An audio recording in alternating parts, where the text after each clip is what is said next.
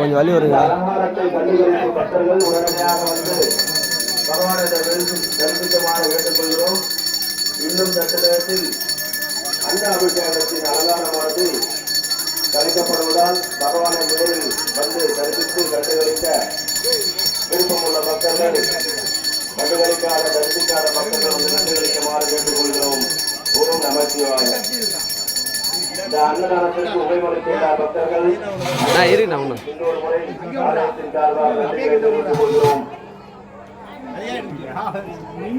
அன்னாபிஷேகத்திற்கு உபயோகிக்க பக்தர்கள் உபயோகிக்கலாம், நன்கொடை அளிக்கலாம்.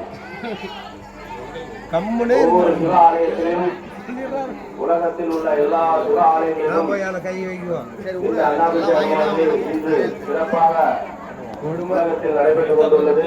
அதே போல் நம் ஆலயத்தில் சிறப்பாக ஆதிலிங்கேஸ்வரர் ஆலயத்தில் சிறப்பாக அன்னாபிஷேகம் நடந்து முடித்துள்ளது. அவங்க